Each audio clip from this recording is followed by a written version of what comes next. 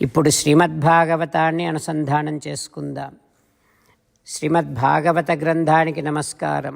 నిగమకల్పతరోర్గలితం ఫలం సుఖముఖాదమృతద్రవ సంయుతం పిబత భాగవతం రసమాలయం ముహురహో రసికా భువి భావుకాః.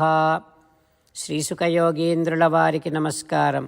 యం ప్రవ్రజంతమనుపేతమపేతకృత్యం ద్వైపాయనో విరహకాతర ఆజుహావ పుత్రేతి తన్మయతయా తరవోభినేదుః తం సర్వభూతహృదయం మునిమానతోస్మి.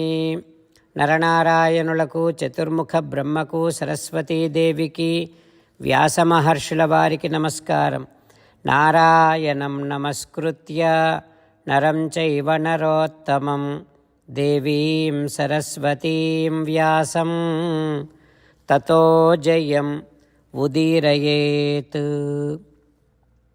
శ్రీమద్భాగవతము 4వ స్కంధములో సూతమహాముని శౌనకాది మహర్షులందరికీ ప్రవచనం చేస్తూ ఈ రకంగా చెబుతూ ఉన్నాడు. ఓ మహర్షులారా, శ్రీసుఖ యోగీంద్రుల వారు పరీక్షిన్నరేంద్రుడికి ఉపదేశం చేస్తూ ఇలా చెబుతూ ఉన్నాడు. ఓ పరీక్షిన్నరేంద్ర, మైత్రేయుడు విదురునికి శ్రీమద్భాగవతాన్ని ఉపదేశం చేస్తూ ఇలా చెబుతూ ఉన్నాడు. ఓ విదురా, నారద మహర్షి ప్రాచీన బర్హికి పురంజనోపాఖ్యాన్ని చెబుతూ ఇలా చెబుతూ ఉన్నాడు. ఓ ప్రాచీన బర్హి, పురంజనుడు నేల మీద పడుకుని ఉన్నటువంటి తన రాణిని చూశాడు. ఆమెను చూడగానే పురంజనుడికి జ్ఞానమంతా వికలమైపోయింది, శోకవశుడయ్యాడు. ఇక పురంజనుడు ఆమెను అనునయిస్తూ మాటలతో మెల్లిగా బుదగరిస్తూ తనపై ఆమెకు ఎందుకు కోపం వచ్చిందో తెలుసుకునేటటువంటి ప్రయత్నం చేస్తూ ఉన్నాడు. కానీ తెలుసుకోలేకపోయాడు. పస్పర్శ పాదయుగలం, ఆమె పాదాలు పట్టుకున్నాడు, ఆమెను తన ఒడిలో పెట్టుకున్నాడు. ఇలా అంటూ ఉన్నాడు. ఓ రాణి, నువ్వు నాపై కినుకు వహించటం అనేటటువంటిది నాకు శిక్ష కాదు, అనుగ్రహమే. నీ కోపాన్ని వీడి నాపై దయ చూపించవా? చిరునవ్వుతో ఒక్క మాట మాట్లాడవా? నీ పట్ల ఎవరైనా తప్పు చేస్తే చెప్పు, వారు ఎవరైనా సరే శిక్షిస్తా. భగవద్భక్తులు తప్ప ఎవరైనా సరే వారిని శిక్షిస్తా. నువ్వు నా ప్రక్కన ఉంటే చాలు.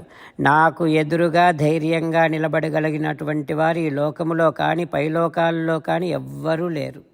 అయితే భగవద్భక్తులు ఏనాడూ అపరాధం చేయరు. వారి విషయంలో మనం అనుమానించాల్సినటువంటి అవసరమే లేదు.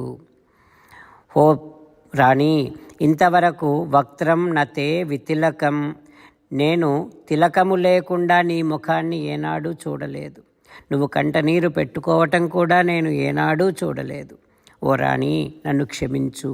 నేను తప్పు చేశాను, నిన్ను అడగకుండా వేటకు వెళ్ళాను. అయితే నన్ను ఆదరించాల్సింది నువ్విప్పుడు, ఎందుకంటే వేటకు వెళ్ళి బాధలో ఉన్నాను నేను, నన్ను అనుగ్రహించు అంటూ పురంజనుడు ప్రమదను తన రాణిని అనునయిస్తూ బుదగరిస్తూ ఉన్నాడు. ఆ తర్వాత ఏం జరుగుతుందో రేపు తెలుసుకుందాం. ఓం శ్రీకృష్ణ పరబ్రహ్మణే నమః. ఓం అస్మద్గురుభ్యో నమః. అంతేకాకుండా మనం ప్రతిరోజు శ్రీమన్నారాయణుడికి ఒక 8 పనులు చేస్తాం అని మాట ఇద్దాం. ఎందుకంటే శ్రీకృష్ణ భగవానుడు 18వ అధ్యాయములో 65 నుండి 70వ శ్లోకాల ద్వారా శ్రీమద్భగవద్గీత అంతటికీ సారభూతముగా మనకు 8 పనులు చేయమని చెప్పాడు. అలా చేస్తే చాలు, నేను మిమ్మల్ని అన్ని విధాలుగా రక్షిస్తా అని ప్రమాణపూర్వకముగా ప్రతిజ్ఞ కూడా చేశాడు. అందుకని శ్రీమద్భగవద్గీతను అంతటినీ విన్న తర్వాత అర్జునుడు కూడా చివరకు కరిష్యే వచనం తవ, కృష్ణ నువ్వు చెప్పినట్టే చేస్తా అని అన్నాడు. కనుకనే భగవానుడు అర్జునుడికి అన్ని విధాల విజయాన్ని అందించాడు. మనం కూడా ప్రతిరోజు శ్రీమన్నారాయణుడికి ఆ రకంగానే మాట ఇద్దాం. 8 పనులు చేస్తాం అని మనము మాట ఇస్తే అది అష్టాక్షరీ మహామంత్ర జపము చేసినటువంటి ఫలితాన్ని మనకు ప్రతిరోజు ఇస్తుంది. ఇట్లా మాట ఇవ్వటం కంటే గొప్ప పూజ, యజ్ఞము, తపస్సు మరొక్కటి లేనే లేదు. అందుకని నేను అంటూ ఉంటాను, మీరు మనస్సులో భావిస్తూ ఉండండి. ఈ రకంగా మనము మాట ఇస్తూ ఉంటే శ్రీకృష్ణ భగవానుడి ముఖారవిందములో కలిగేటటువంటి ఆనందాన్ని మనం ప్రతిరోజు దర్శిద్దాం, ఆస్వాదిద్దాం. జై శ్రీమన్నారాయణ.